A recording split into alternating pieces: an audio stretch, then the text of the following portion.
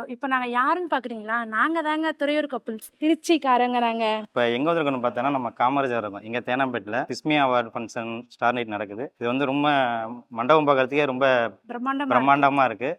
இன்னும் நம்ம சீஃப் கெஸ்ட்டாக நிறைய வந்துட்டு இருக்காங்க. இன்னும் நகைச்சுவை நடிகர்கள் பாடகர்கள்லாம் வந்துட்டு இருக்காங்க.